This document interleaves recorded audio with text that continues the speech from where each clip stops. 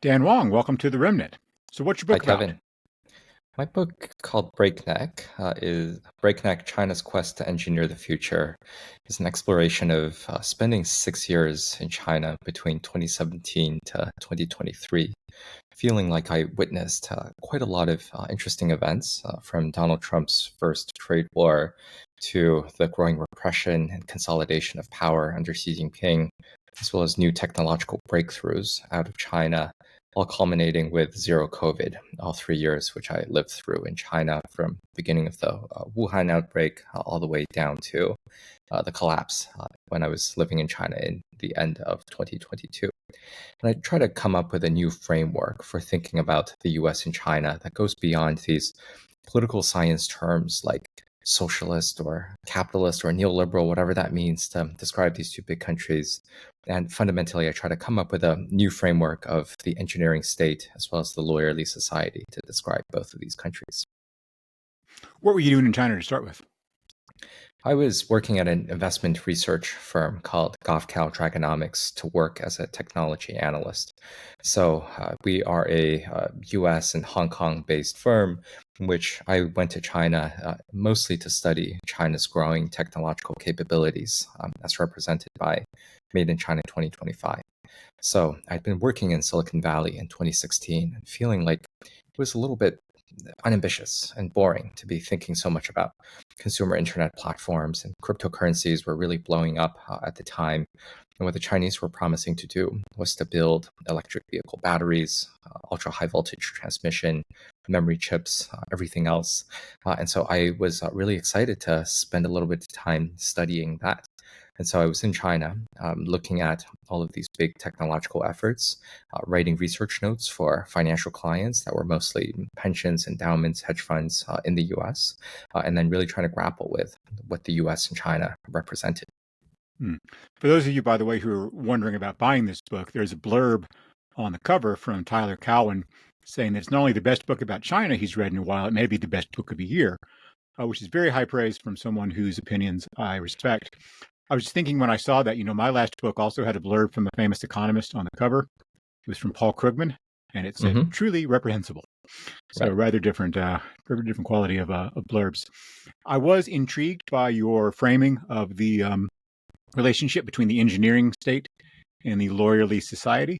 I think most Americans maybe will instinctively be able to guess what you mean by the lawyerly society in reference to the United States. But tell me about the engineering state. China is a country I call the engineering state because at various points in the recent past, the entirety of China's most senior leadership, all 9 members of the Standing Committee of the Politburo, had degrees in engineering.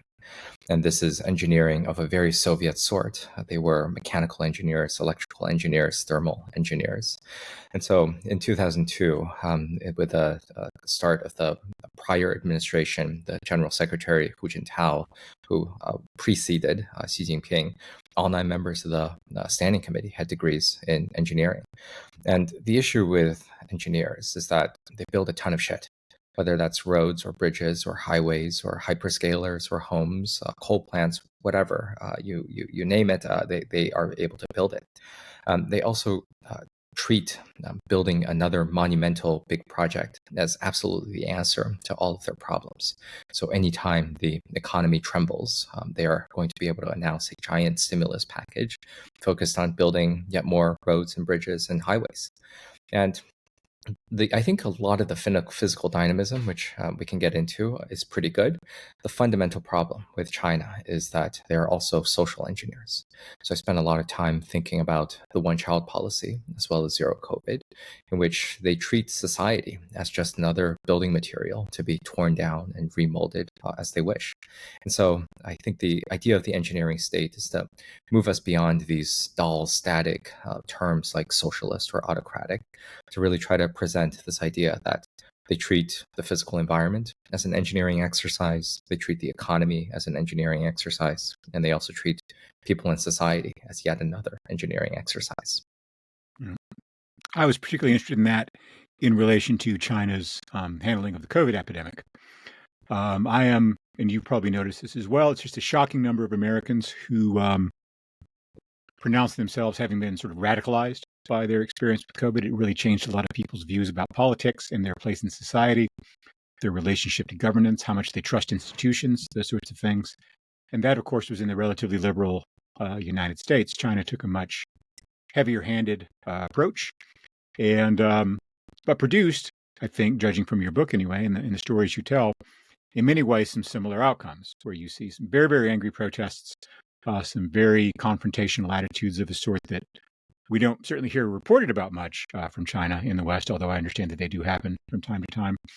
So if you could just maybe hold forth a bit on this engineering mentality and how it shows itself through things like China's COVID management and its other social policies.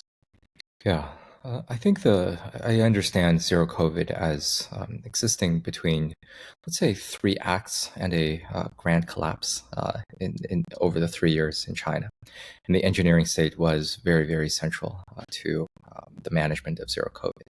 So I was living in Beijing at the start of 2020 when we heard about the circulation of a new respiratory virus that was coming out of Wuhan. It wasn't very clear how serious it was. I think the early days of zero COVID in China were quite like, let's say, March 2020 in the U.S., when people were very unsure just how deadly this virus was. But many of us had begun to feel quite angry about the yet another respiratory virus emerging from China.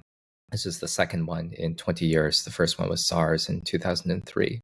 And both SARS as well as COVID seem to erupt in a similar way, in which the local government officials were uninterested in really hearing much about this virus. They were trying to maintain some degree of political stability as well as social stability. This was right before Lunar New Year. And they started to detain medical whistleblowers, including most famously a doctor, Dr. Li Wenyang, who was an ophthalmologist who tried to alert people about the circulation of this virus and received reprimands from the local police as he did so.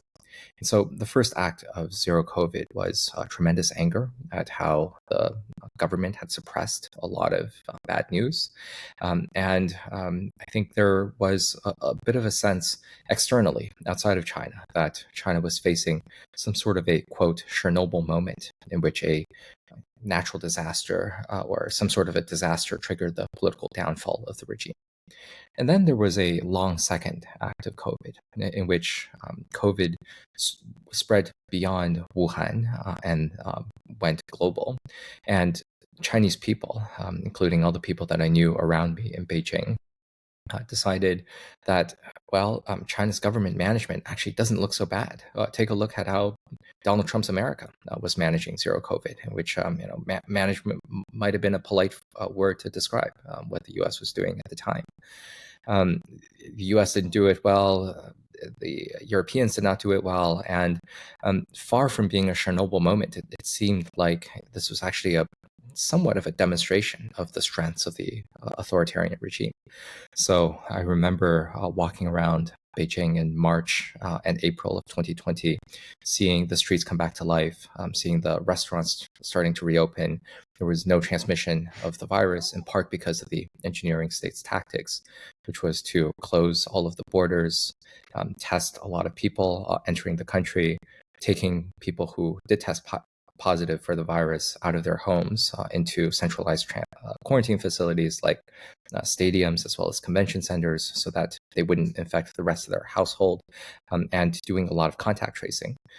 I did not suffer through much of that, aside from the contact tracing, because I was never positive, and no one I knew in China was ever positive up until the very end.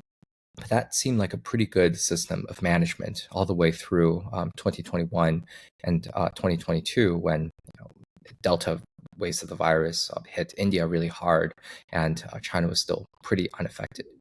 And then there was a third act of zero COVID, which was the Shanghai lockdown. I was a Shanghai resident. I moved from Beijing to Shanghai at the end of 2020.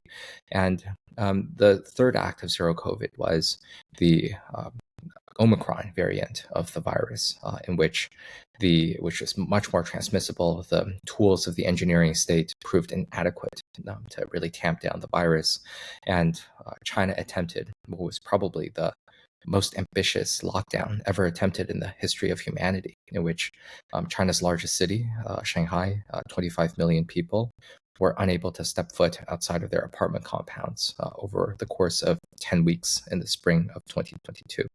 And so this was when drones descended at times to tell people to repress your soul's yearning for freedom. That was a literal message that the Shanghai city government decided to broadcast.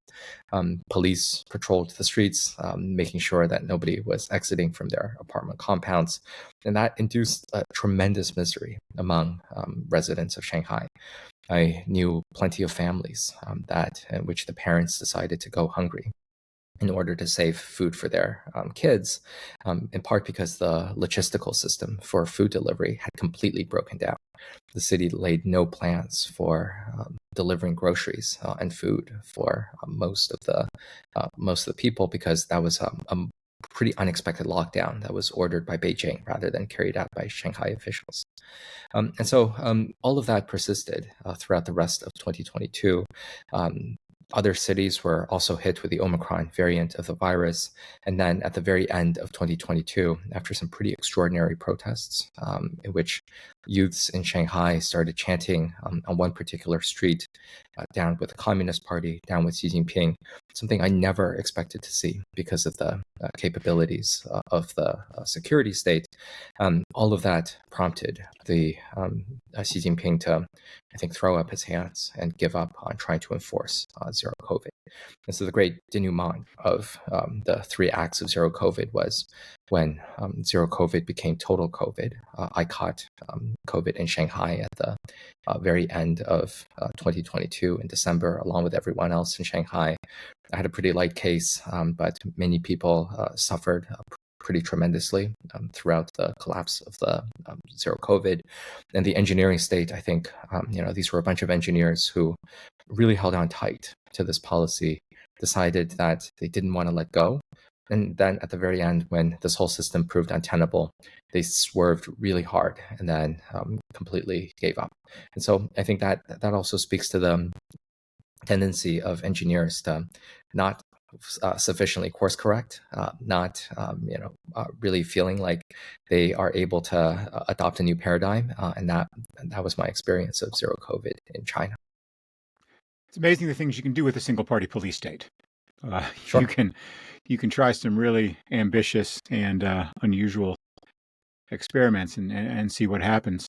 There's this sort of ancient stereotype in the Western world about China and East Asia more broadly, not putting any value on the lives of individuals, being very kind of collectivistic societies. And I suspect that's a great simplification, although it's one that goes back in terms of the history of stereotypes before communism in China, and these things have interacted in various kinds of ways. And I wonder how much of the kind of combination of callousness, incompetence, bureaucratic assumptions, and the engineers' attitude of openness toward experimentation with people, using them as kind of chessmen on a chessboard. How much of that is the ideology of the party? How much of it is national culture? How much of it is this engineering mentality? How do these things interact, do you think? I think the answer is yes. I think there is a little bit of all of those things. Now, usually I am pretty resistant to any reasoning through any cultural essentialist tropes like collectivism. I'm quite resistant to adopting this framework of Karl Wittfogel, who was a American academic who wrote about Oriental hydraulic despotism.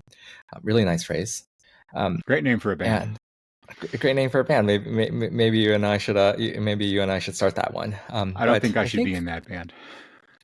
I think that there is a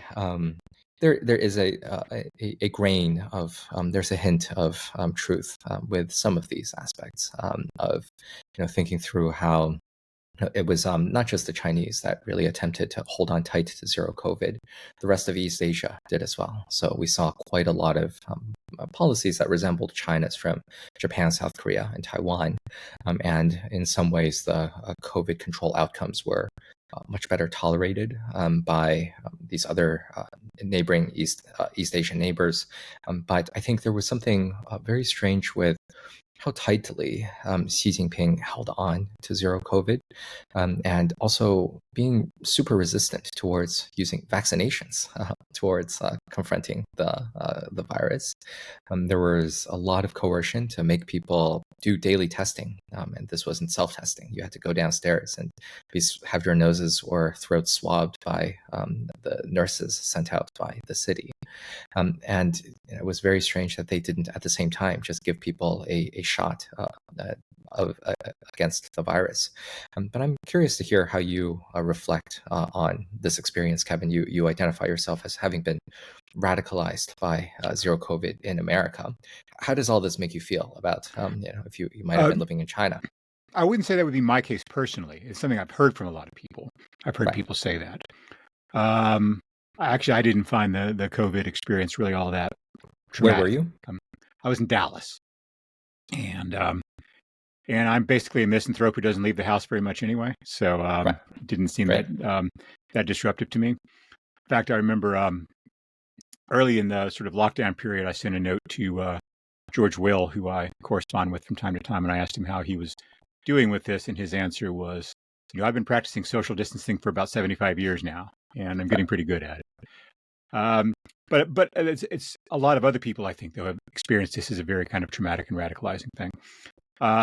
Partly in the sense that it really, I think, damaged people's faith in institutions, the sense that they weren't being told the truth by the health authorities, and kind of the varying different stories about whether to use masks and that kind of thing.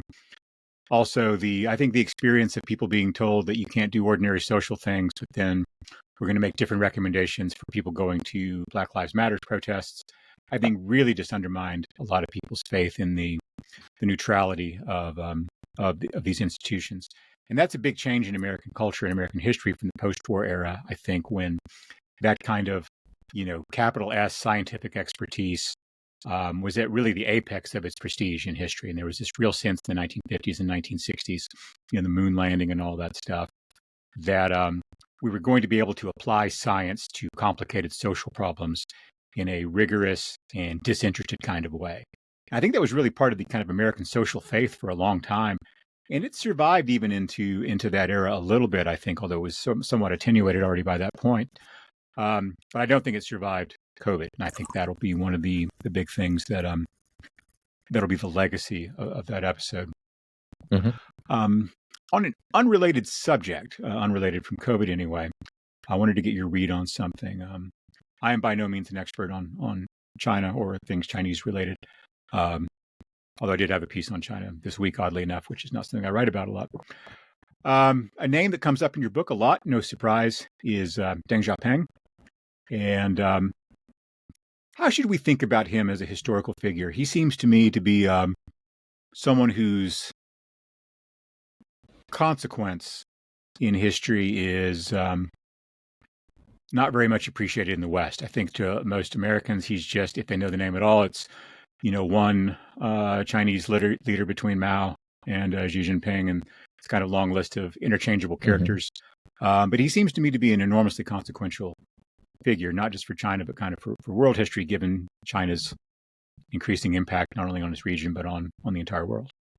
Yeah, well, he was really the big seismic figure. Deng Xiaoping was the one who carried out, I would say, on the one hand, tremendously good results in initiating reform and opening. That was the crucial thing that lifted roughly by now 1 billion people out of poverty, and many of them, hundreds of millions, out of pretty extreme, miserable poverty. And on the other hand, he was someone who practiced tremendous political repression and is responsible to some degree of many of China's political dysfunctions today. Now, when Deng Xiaoping took over as China's top leader after the death of Mao in 1976, Deng Xiaoping took over as top leader a few years after that.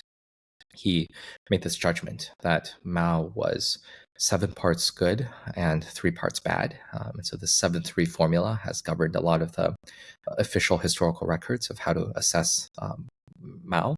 And I think, if I were able to make a similar assessment for Deng, I would say 8 parts good, 2 parts bad. And let's say 8 parts good because lifting tremendous numbers of, let's say, 1 billion people out of poverty is no mean feat, and something that I would say that the comparable country of India has not managed to achieve. India is now growing faster than China, and that is something we should all be hopeful that it can continue. But over the last few decades, its growth rates has not matched China's, and it is still quite a lot poorer than China is today. That is Deng's outstanding achievement.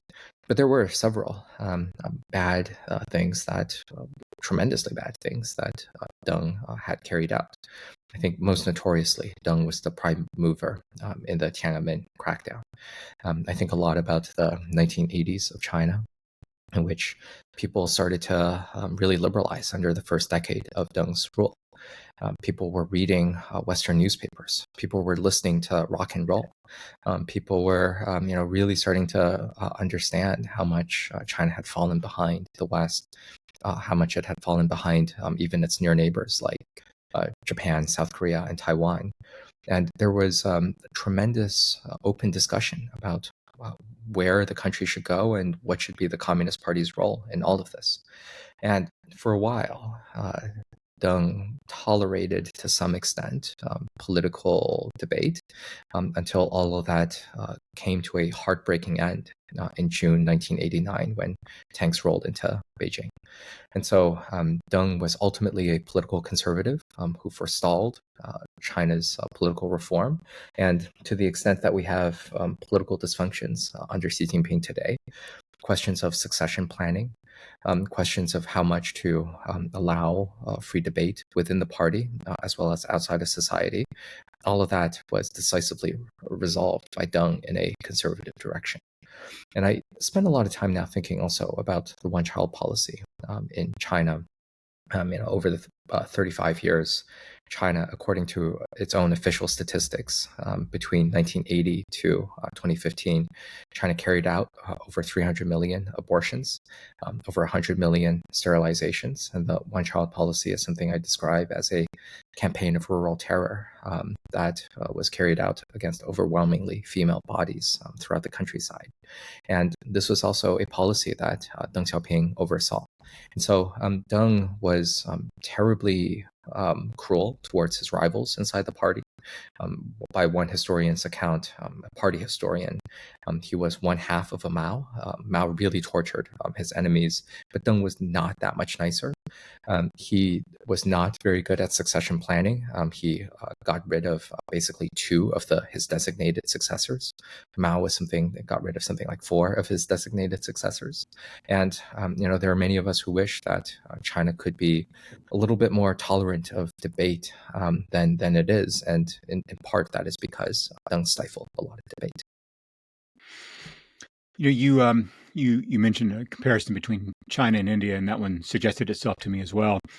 And I was living in India around the time that Manmohan Singh's economic reforms really started to kick in the middle 1990s, and it was an amazing transformation. But you're right that it wasn't nearly as dramatic in pure economic terms as the Chinese one was. And I wonder if that's not another case of an engineering society versus a very lawyerly society, or maybe in the case of India, a more bureaucratic kind of society. One in which you do not have a state that can come in and say, we're going to do this, that, and the other, and it's going to happen in 3 weeks, and that's that. One of the fun parts of writing this book is that I think that many people sign on to this framing of the engineering state and the lawyerly society.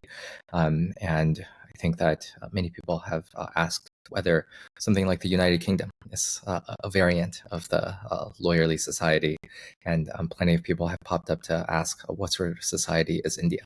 And I don't, I've never lived in India. I've only visited once, and I wish I could have many more exchanges. So I won't comment on the extent to which the Indians could be something like a lawyerly society or something of a managerial society, whatever it is. I think I'll just say that to some extent, I think that the U.S. and China are a little bit unique.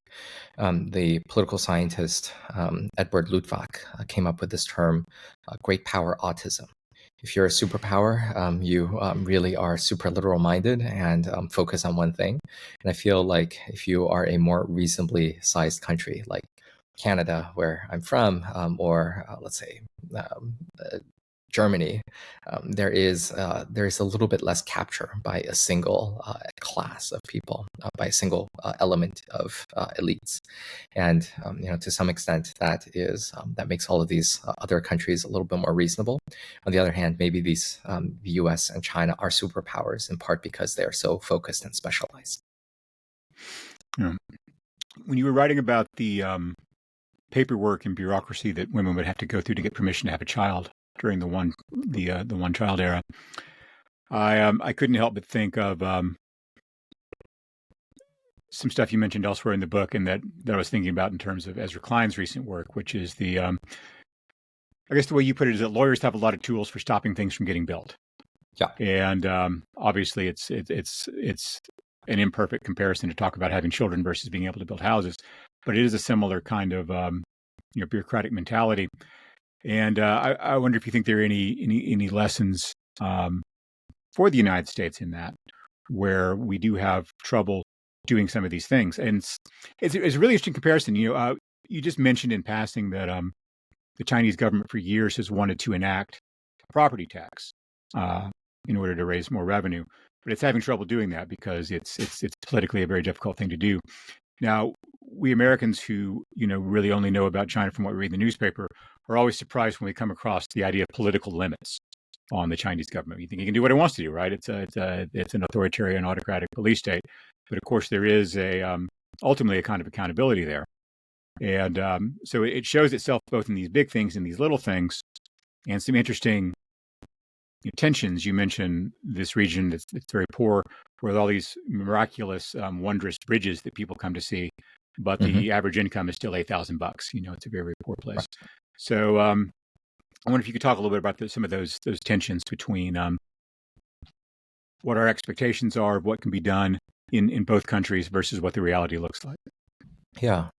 I think the first thing I want to try to give people who mostly understand China through the headlines a sense of is that um, I think it is not so useful to reason about about the country only as a pure autocracy. I think the state does not have a free hand by any means to do a lot of different things. There is, to some extent, a protest culture in China. There are people who protest having a cut in their pensions, just as one might in France. People protest having a garbage incinerator near their home, just as one might in California.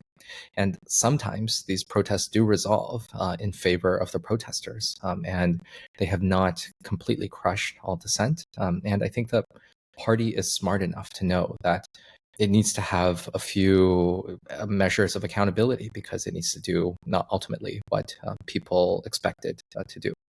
So there is some extent to which protest culture is real, though there is also a stifling environment. And I'm glad that you brought up something like the abundance agenda that Ezra and Derek and many other people have written about. And lay my cards on the table, I am pro-abundance. I spoke at the abundance conference 2 weeks ago in Washington, D.C. I think that it does point the way towards a lot of the answers in the U.S. I think that the U.S. Is desperately in short of housing. It needs to really improve mass transit. It needs to build all sorts of other infrastructure. And this is all before the solar and wind capacity that we need to build in order to decarbonize the economy. And I'm also pretty clear, and I said this at Abundance, that China is a good operating model for abundance, but it is not great. The US does not need to become like China in order to achieve many of these sort of things. So I think that China has been extremely successful in building new homes. Since around the 1980s, I say in my book, China has built an equivalent of a New York City and a Boston's worth of new housing every single year since about roughly the year 1980. China built its first highway in 1993. 18 years after that, it built an America's worth of the interstate highway system. And then 9 years after that, it built another America's worth of highways. China built its first high-speed rail system in 2008. And now, nearly 20 years later, it has about half of the world's high-speed rail capacity.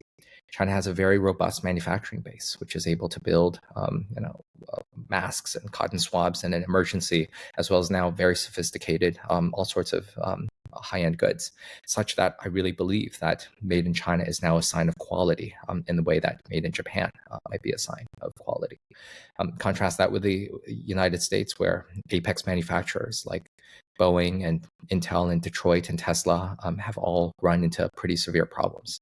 And so I would say that, at a first approximation, one of America's big problems right now is the inability to have any degree of physical dynamism, whether that is homes or infrastructure or the broader manufacturing base, or indeed the broader defense industrial base, in which not even the defense manufacturers are really able to build munitions and ships and shells.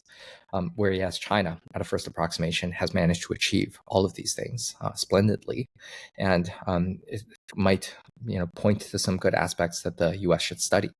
And I want to emphasize that the U.S. should only study some of these things. It does not need to copy. It does not need to emulate many of China's successes. When it comes you do suggest they should, as you put it, borrow some of one another's pathologies. Let's borrow some pathologies. Let's borrow them and then give it back once we figure out when it no longer meet the needs. And I think that if we want to copy anyone, let's copy the infrastructure build out of the levels of, let's say, France and Spain, where Barcelona, Madrid, Paris are able to build subway lines at 1/8 the levels of the cost levels of New York City, where I'm speaking to you now. And they are able to build high-speed rail, and they have been able to build some degree of new homes. So let's study the Chinese. Let's borrow some of their pathologies, and then let's actually copy the Danes, the Swiss, the Spanish, and the French. You mentioned Spain. The example of the Madrid subway versus the New York City subway always stands out to me. Is just such a radically different price per mile. And I love Spain. It's one of my favorite places to visit. But the words Spanish efficiency are not typically bandied about very often. It's not Switzerland. It's not Austria, right, or someplace like that. But we do a tremendously poor job of that. Sort of a slight tangent here, but something I did want to ask you. As you mentioned just a little while ago, you are Canadian. How much does being Canadian give you an ability to look critically at the United States, and how much of it is diminished by the fact that Canada is just so? It's like living next to a very, very noisy neighbor. You can't really escape American influence. Canadian culture is its own distinct thing, of course, but it's also very much stamped by American culture. I'm married to a Canadian, so I'm always interested in this. It's a weird relationship. What's that? Where is your partner? Right. We moved from Yunnan, where my parents are from, to Mississauga when I was 7 years old, and shortly after that, which is a suburb of Toronto, and shortly after that, we moved to Ottawa, where I mostly grew up. And I think Ottawa is a great place to be from. I was a Royal Canadian Army cadet. I was quite happy to be a Canadian. I went to one of the better high schools in Ottawa, mostly because we happened to live nearby. My dad was studying at the University of Ottawa, and I wonder every so often about my Canadian identity now, and I think every so often about our former Prime Minister Justin Trudeau, who shortly after being elected to the office, went to the New York Times to say that Canada is post-national. He said this in 2015. Canada has no mainstream values. And I think about this every so often, and think about how he sounds like such a doofus. Which country, which national leader, shortly after taking office, goes to a foreign country to say, "Oh, we have no real values here"? Can you imagine if Donald Trump did something like that? He would absolutely be crucified in that scenario. I could imagine him And exemplifying a lack of American values, but I can't imagine him talking about it that way. yes, indeed. Yeah. And so I think that, Justin Trudeau saying that works very well for a globalist Canadian like me who hasn't visited Canada for quite a few years. But I think that there is something about my Canadian identity that I think it does inform a lot of my outlook on the United States. So it is really striking how the most ambitious Canadians tend to move to the United States. We see this, throughout history for many decades, where people like so many Canadian comedians have started something like Saturday Night Live, and I was struck that almost to a person, all of the most ambitious people from my high school in Ottawa, when I went on a LinkedIn rabbit hole, had all ended up in either New York or DC or San Francisco. And I think as a kid growing up in Ottawa and thinking about these great cities, New York, San Francisco, Washington, DC, I always thought that, man, it really feels like we're in this provincial outpost of the American Imperium. Wouldn't it be great if we could move into the luminous quartz center of something like DC or New York? And then when I actually did, spend substantial time in these places. I've lived in New York now. I've lived in San Francisco. I now mostly live in Ann Arbor, Michigan. And thinking about these sort of places, they are far from being the luminous quartz center that I imagine. And a lot of, Yeah. I think my writing is animated by the sense that the US is tremendously disappointing. It is extremely hopeful. There is always a lot of change, and there's always a level of dynamism here. And I am so glad to be spending most of my time in the US rather than in Canada. But why can the US not be the country that little Dan imagined it to be? That's my challenge to Americans. Yeah. To drag things back to your book here, there's a story you mentioned. You talk about the importance of manufacturing, not only as an economic enterprise in and of itself, but as a community of practice, as you put it, a way of bringing people together to develop knowledge and innovation and such. And you mentioned a story of is it called Fog Bank? Yes, It's a product that's used to detonate nuclear weapons. And at by one the point, the U.S. United government. States, yeah, at one point, the U.S. government had just forgotten how to manufacture this stuff because all the people who had worked on it were retired and they hadn't made some in a while. And just there wasn't anyone around. They spent X number of $1 million having to relearn it. There's a story that's always stuck with me from anthropology about these two islands. I think they were South Pacific Islands. I can't quite remember, but they both invented a particular kind of barbed fish hook way, way back in their histories. And one of the islands was very isolated, and the other one traded a lot. And the one that traded a lot maintained that technology, and the one that was very isolated invented it and then forgot it, and then reinvented it and forgot it. And it happened over the course of several generations. They reinvented the same technology a few times because they were closed off, because they didn't have this, kind of access to a wider community of practice, as you put it, and no trade to keep their intellectual currents alive. It seemed to me like a very, very old story repeating itself in a very kind of entertaining, high-tech way. But tell me a little bit about what you mean by that expression and why you think it's important for a country, both economically and culturally and I think that technologically, rather. China's biggest advantage in terms of economic and broader technological competition is that China knows how to make things, and America is forgetting how to make things. China is assembling all sorts of products. It is inventing some new products. It is just the country that has enormous manufacturing capacity. So China has a manufacturing workforce of about 70 million people. The US has a manufacturing workforce of about 12 million people. And over the past, let's say, 3 decades, China's story around manufacturing is that it has been doing more and more of it, and the US has been doing less and less of it.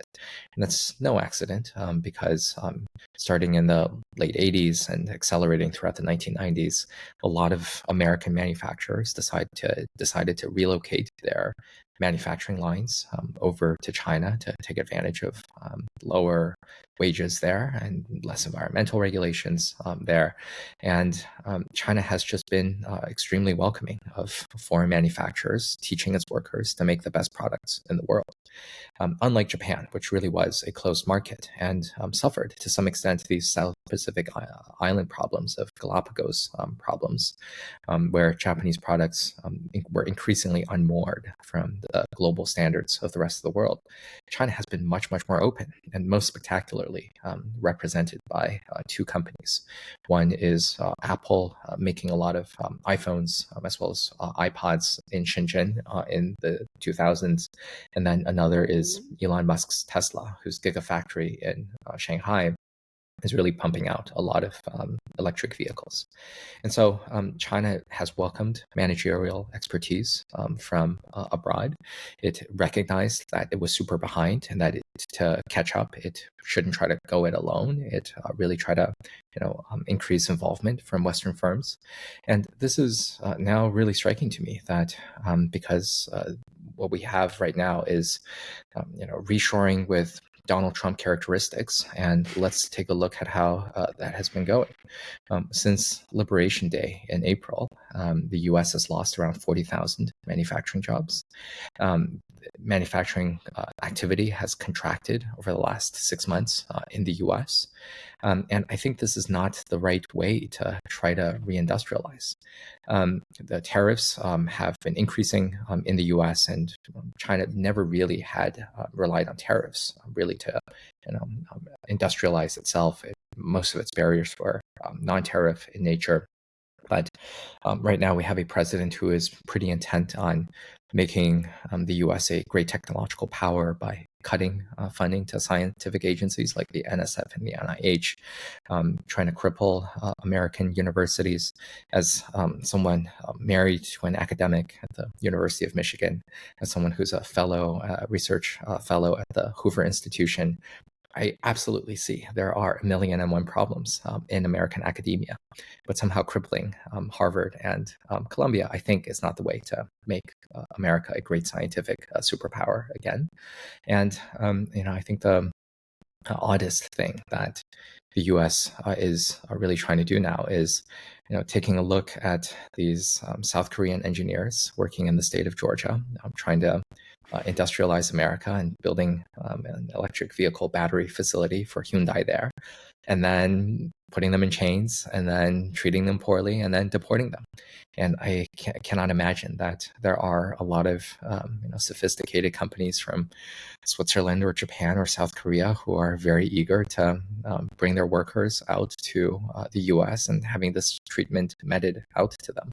And I think all of these workers were given visas, and I highly suspect that if you ask anyone from German Switzerland or anywhere else in Korea to say, hey, why don't you go move to Georgia for a couple of months and do some work, I suspect they would not be very willing to take that sort of assignment. And so I say, let's take a look at where China has been doing really well, and let's try to study it and perhaps copy some of these practices.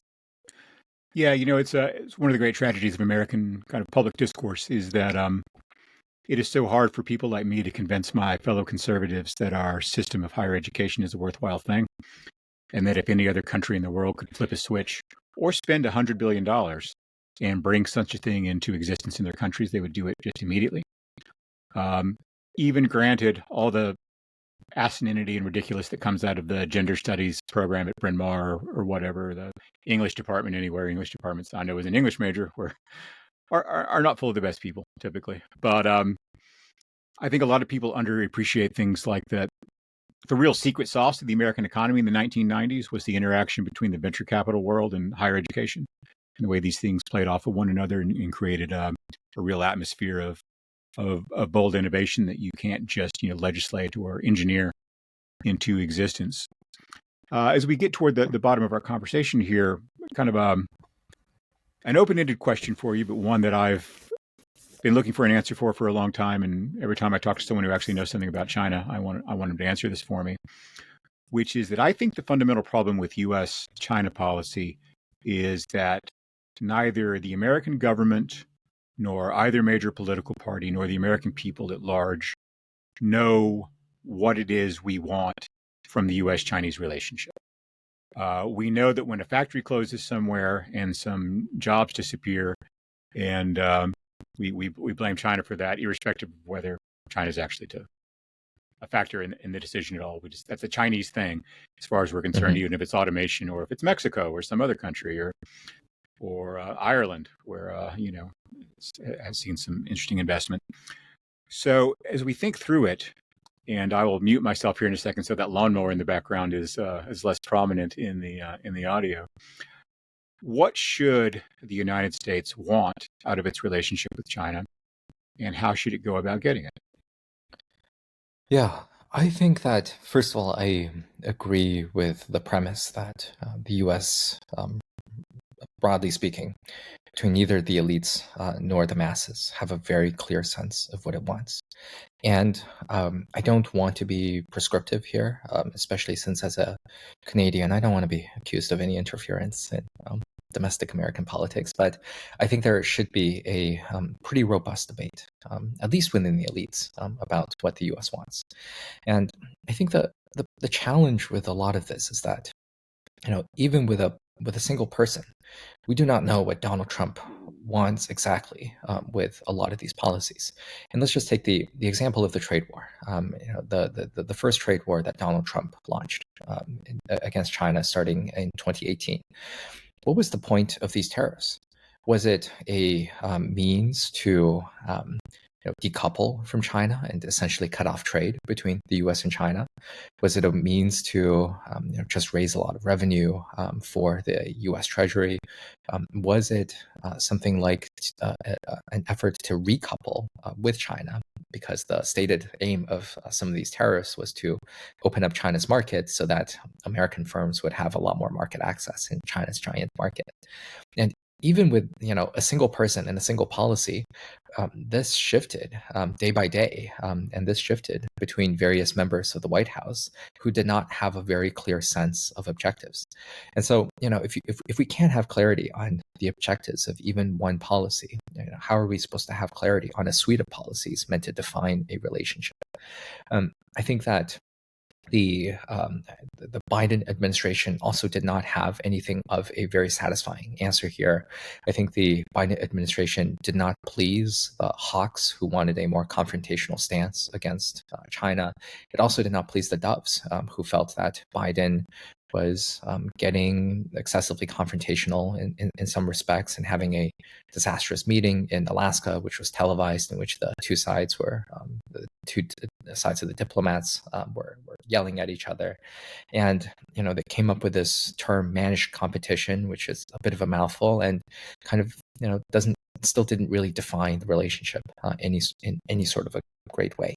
And so I don't have anything of a prescription. What I would love is for there to be a bit of a robust debate in the US about what exactly the relationship ought to be, what are the ends of a lot of American policies, because by contrast, I think that Beijing is a model of strategic clarity. It is very clear about what it wants. And this has been stated by Xi Jinping starting in 2020.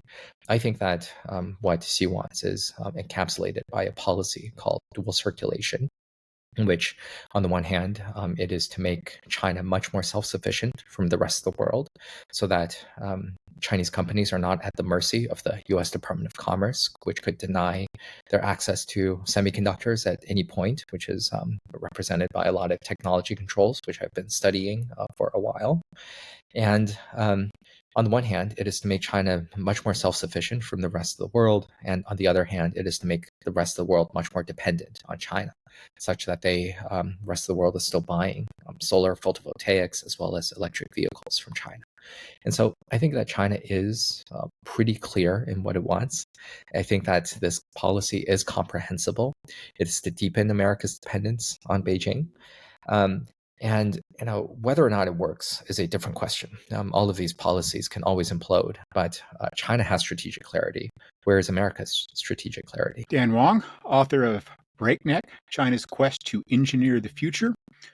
For those of you looking for the book, his name is spelled with an A, not an O, so it looks like you might want to say it Wang, but it's Wang, and I was going to say it the wrong way until he preempted that in our off-air conversation.